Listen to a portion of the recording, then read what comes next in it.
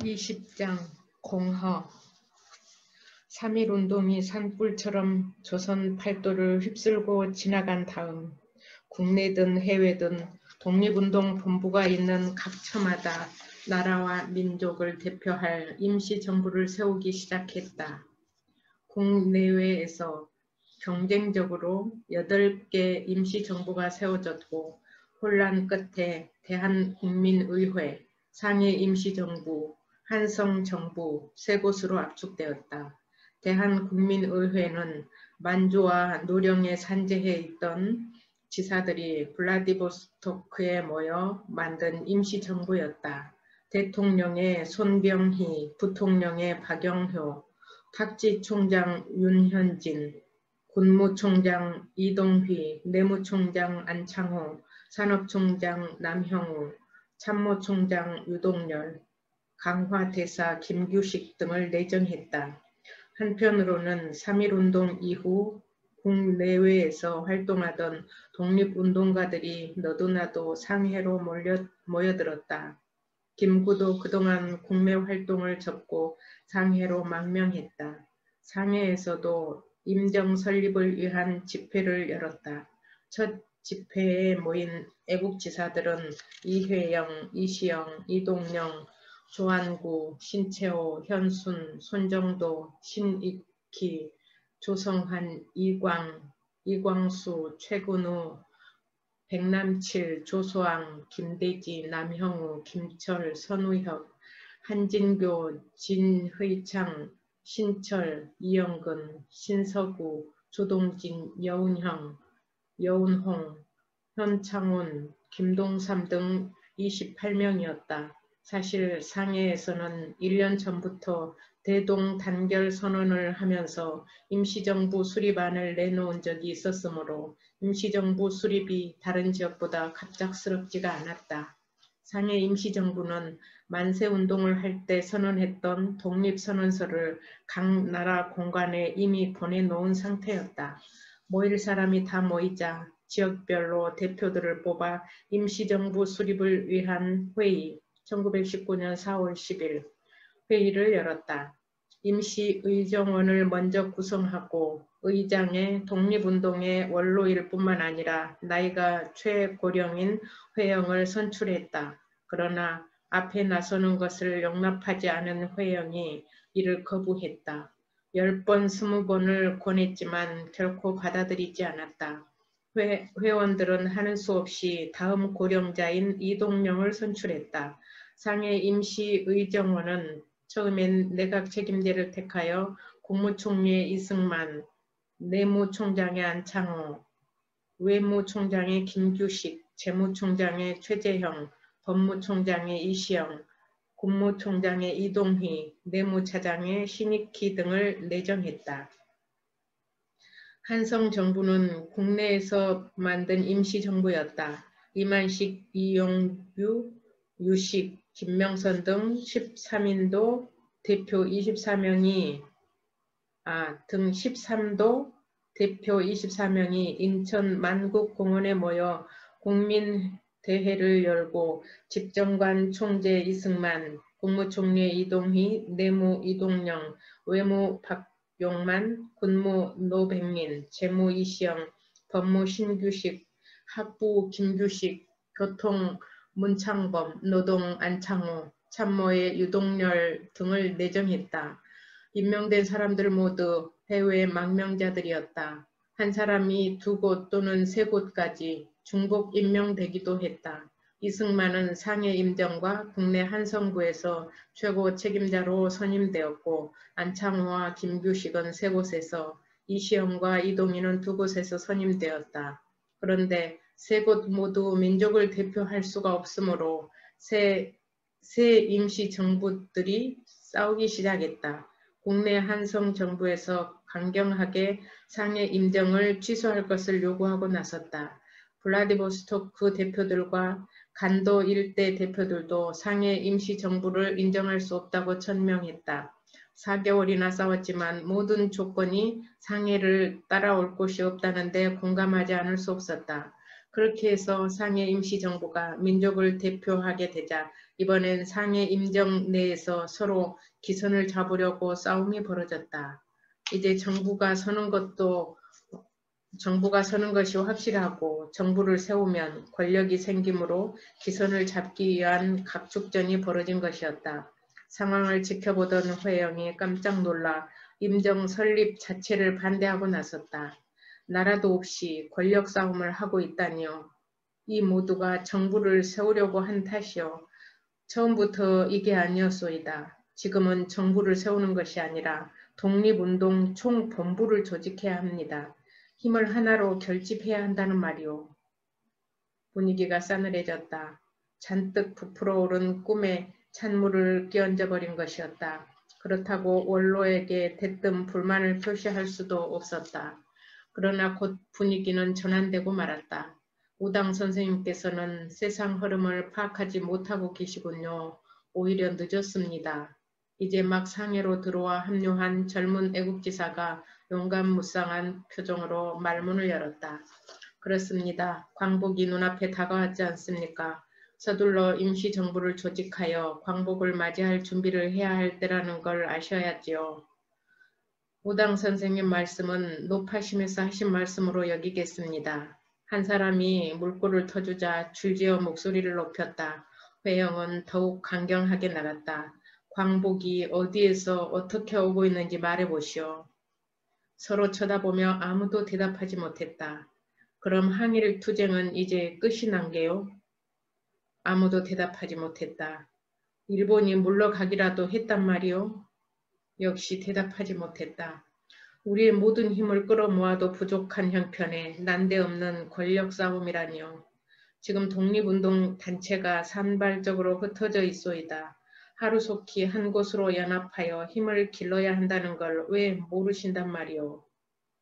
회영이 계속 답답한 심정을 토해냈지만 그들은 여전히 꼼짝하지 않았다. 우당 선생님이 보항파라는 말이 있는데 세상을 다시 왕조 시대로 만들자는 것 아닌지요. 앞에서 분위기를 전환시켰던 동지가 다시 침묵을 깼다.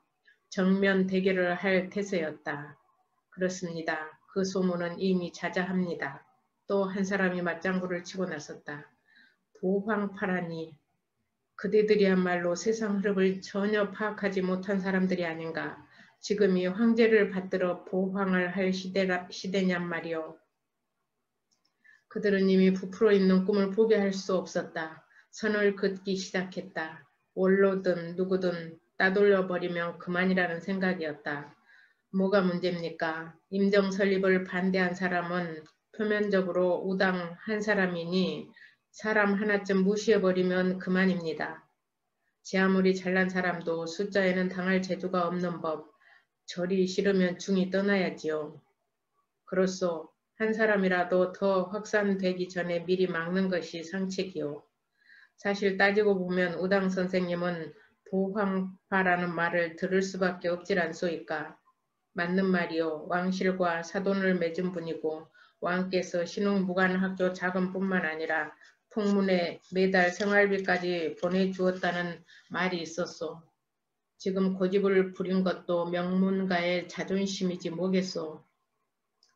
회영은 무려 한 달 동안 있는 힘을 다해 막아보았지만 중과부적이었다. 함께 신민회를 만들고 만주 군사기지를 세웠던 사람들마저 모두 침묵하고 있었다. 신흥무관학교를 세우느라 처음부터 끝까지 함께 갖은 고초를 겪었던 이동영과 아우 이시영도 묵묵부답이었다. 회영은 충격과 실망을 안고 상해에서 발길을 돌렸다. 배를 타기 위해 황포강으로 나갔다.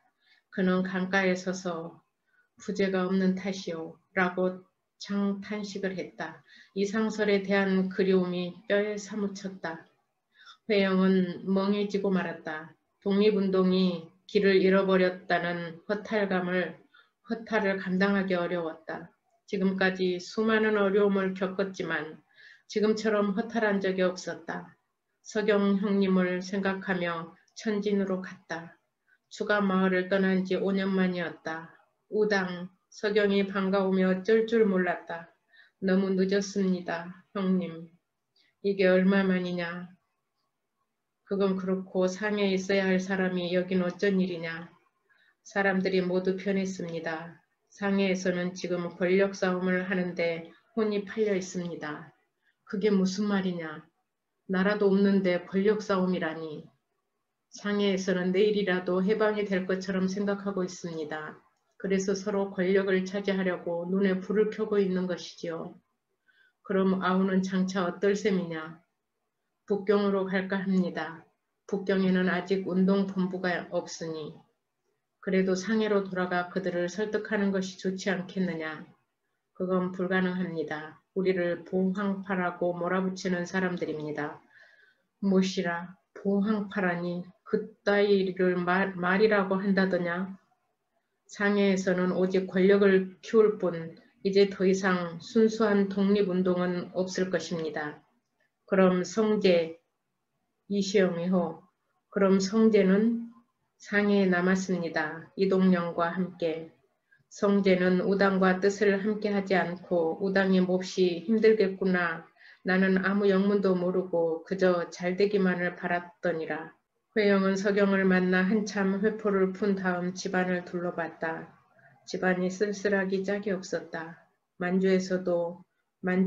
만주에서만 해도 큰 집에서 살던 서경의 살림이 형편없이 변해 있었다. 방 2칸짜리 허름한 집을 얻어 아들 규준, 규서와 송동댁 5 식구가 살고 있었다. 함께 천진으로 왔다는 박경만은 없었다. 경만이는 어딜 갔는지요? 형님과 함께 천진으로 왔다고 들었는데 그놈 말은 하지도 말거라. 회영이 경만에 대해 묻자 서경이 벌컥 화를 냈다. 경만은 천진에서 서경의 집을 나가고 말았다. 규준이 활동하는 독립단체에 또 자금을 대겠다고 한 것 때문이었다.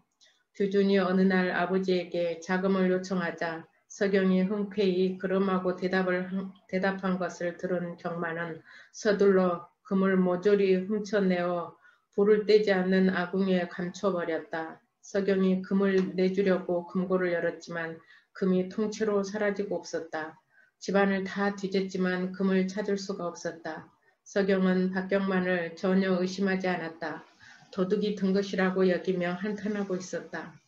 그런데 서경이 보기에 경만이 이상한 구석이 있었다. 금이 사라졌는데도 찾을 생각을 하지 않는 것이었다. 뭔가 보이지 않는 서먹함이 감돌 무렵 경만은 고국에 다녀오겠다면서 집을 떠나버렸다. 그런 다음 박경만으로부터 편지를 받은 건 2달이 훨씬 지난 뒤였다. 서경은 회영에게 경만이 보낸 편지를 보여주었다. 어르신 이놈이 죄를 지었습니다. 그러나 소인은 그렇게밖에 할 수가 없었습니다. 금은 불 떼지 않는 아궁이에 넣어두었습니다. 소인은 어르신을 놀라게 해드렸을 뿐만 아니라 독립운동을 방해한 죄인이 되고 말았습니다. 소인 다시는 어르신 앞에 나타나지 못할 것입니다. 소인은 앞으로도 죄인으로 그냥 살아갈 것입니다. 그래도 한마디만 하렵니다. 그 금은 어떤 일이 있어도 넘겨주지 마시고 제발 간직하셨다가 너무 어려울 때 쓰시기를 부탁드립니다. 날이 갈수록 어려움만 닥칠 것이니 부디 그것만은 제발 아무쪼록 어르신의 만수무강을 빕니다. 편지를 읽고 난 회영이 눈시울이 붉어졌다. 그동안 서경 형님에게 너무 무관심했다는 자책이 밀려든 탓이었다. 망명 때 56세였고 지금 10년 세월이 지났으니 서경의 나이 70을 향해 가고 있었다. 얼굴엔 벌써 초로의 쓸쓸함이 가득했다. 회영은 형님을 살피지 못한 것을 죄송해하면서 서경을 위로했다. 갸륵하기 짝이 없는 사람입니다. 지금 이 시국에 경만이 아니면 누가 형님을 그토록 염려하겠는지요. 그건 맞는 말이다. 서경은 겉으로는 경만을 나무랐지만 속으로는 허탈함을 감출 수가 없었다. 경만이 집을 떠난 후 그가 그리웠다. 30살에 이효원 대감 양자로 갈 때부터 지금까지 함께 살았으니 30여 년 세월이었다. 더욱이 항상 그림자처럼 보살펴주면서 그동안 단 한 번도 실망시킨 적이 없었다. 경만이 꼭 돌아올 것입니다. 그 사람 성격에 돌아오지 않고는 못 견딜 것이니 너무 서운해하지 마시고 기다리세요. 사람의 정이란 참 무섭구나. 가슴속이 텅 빈 것 같지 뭐냐. 있을 때는 그저 당연하게 여겼더니 서경이 결국 속내를 드러내고 말았다. 경만이 수십 년을 한결같이 충직한 사람이었으니 형님 속이 오죽하시겠습니까? 회영이 곧 돌아올 거라고 위로를 했지만 경만은 충직한 만큼 고집도 세다는 걸 서경은 잘 알고 있었다. 경만이 돌아오지 않을 것이다. 한 고집 하지 않느냐. 경만은 한 번 아니라고 하면 끝까지 거부하는 성품이었다. 그렇더라도 서경은 회영의 말대로 제발 돌아와 주기를 바랐다. 서경의 집을 나온 경만은 마치 고향을 찾아가듯 만주로 향했다. 만주야말로 제2의 고향이었다. 먼저 한인 단체로 넘어간 신흥무관학교는 어떻게 돌아가고 있는지, 한인들은 어떻게 살아가고 있는지 그런 모든 것들이 궁금했다. 만주 유화의 다짜 망명 초기부터 함께했던 이상룡이 깜짝 놀라면서 반갑게 맞이했다. 자네가 어쩐 일인가? 영석어른 심부름으로 오셨는가? 이상룡이 서경의 안부를 물으며 눈에 눈물이 맺혔다. 이상룡은 서경과 나이가 비슷했으므로 60대 후반의 고령이었다. 서경이 이상룡보다 3년 연상이었다. 학교는 지금 어떤가요? 경만은 가장 먼저 학교 소식을 물었다. 학교를 살리기 위해 온갖 애를 썼던 일을 생각하자 가슴속이 먹먹했다. 다행히 신흥무관학교는 한인사회를 대표한 한족회가 그대로 운영하고 있었다. 합리화는 너무 멀고 험한 데다 이젠 교사도 비좁아 한인들이 많이 사는 고산자로 옮겼다네. 그리고 합리화학교는 분교로 운영하고 있지. 어른께서 들으시면 서운해하실 걸세. 가뭄에 학교가 어려울 때 금고를 열어놓고 학교를 살리려고 애쓰신 어른이 아닌가. 한인들이 많이 사는 곳으로 학교를 옮긴 것은 100번 잘한 일입니다. 그때는 독립군을 기르기 위한 교육이 목적이었지만 지금은 순수한 교육이 필요한 때가 아니겠습니까? 돌아가면 어른께 그렇게 전해주시게 이제 군사교육은 독립기지마다 하고 있으니 우리는 순수한 교육만 하고 있다고.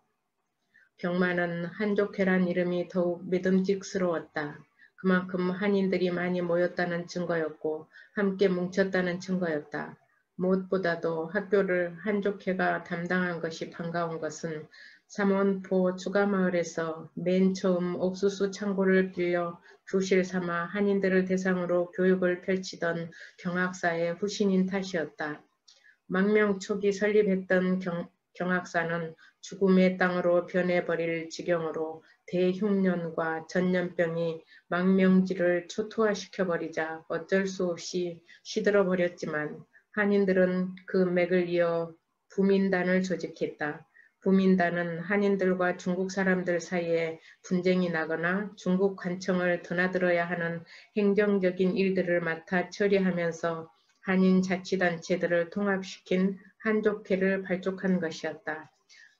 이청천 장군이 이끄는 우리 서간도 독립군, 서로 군정서, 서간도 독립군이 요즘 함남, 함북, 평북 지역에서 치른 국내 진국 유격전을 합하면 수백 건에 이른다네. 우리 신흥무관학교 출신들이 해낸 것이지 뭔가. 이상룡은 얼굴에 자부심이 가득했다. 서간도는 영석어른과 그 형제들이 개척한 맨 처음 독립운동 기지이고 여기에 가문의 모든 것을 바친 곳이니 자네도 감회가 남다르겠지. 그렇고 말고요. 그런데 어르신께서는 항상 독립운동가에게 앞뒤가 어디 있으며 모든 것을 바쳤다고 해서 그것이 자랑스럽거나 내세울 일이 아니라고 하시지만 그 일을 아무나 할 수 있는 일은 아닌 줄 압니다. 그래서 어르신 금고는 이제 텅 비고 말았는데 아직도 바치려고만 하시니 그러면 천진에서 다시 운동을 펼치셨단 말인가? 이젠 장남 규준을 내세워 새로운 조직을 만들려고 하십니다. 제가 그걸 방해하다가 집을 나오고 말았습니다. 마지막 남은 재산을 마저 털어 바치게 되면 앞으로 살아갈 일이 걱정이 돼서요. 지금까지 풍족하게만 살아오신 어르신은 아직도 금고가 돈 낳는 물건인 줄 아십니다.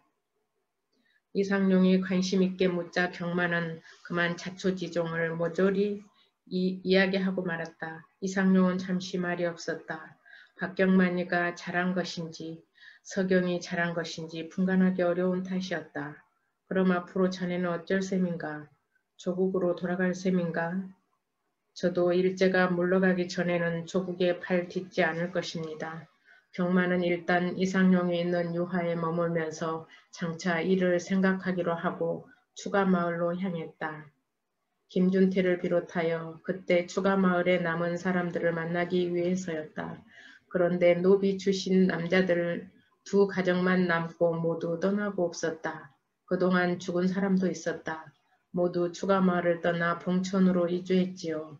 회영이 가장 아낀 홍순이란 노비는 1년 전에 죽고 홍순의 아내가 외아들 하나 있는 걸 데리고 상해로 갔다고 했다. 정작 만나고 싶었던 김준태는 독립군에 가담하겠다면서 봉천으로 떠났다고 했다. 경만은 준태에게 그런 용기가 있었다는 것에 놀라며 준태를 찾아 봉천으로 가려고 하는데 이상룡이 경만을 붙들었다. 경만이 자네는 사서삼경을 읽었고 영석장의 재산 관리를 했던 사람이니 이곳 학교 행정을 맡으면 어떻겠나. 통화현, 유화현, 환인현 등에 세운 8개 학교는 10년 동안 학교를 낳으면서 30여 개 가까이 늘어나 있었다. 학교 이름도 바뀌고 규모도 크게 발전하여 이전과 전혀 딴판이었다. 그 가운데 가장 융성한 학교는 환인현의 동창학교와 매화구시에 있는 중심학교, 현 완전중학교였다. 경만은 서경이 준 자금을 챙겨들고 회영을 따라 학교를 세울 집을 사러 다녔으므로 감회가 새로웠다. 학교 일을 보는 것도 애착이 가는 일이기는 하지만 그것보다는 김준태가 있는 봉천으로 가기로 마음먹었다. 경만은 며칠 후에 유화를 떠났다.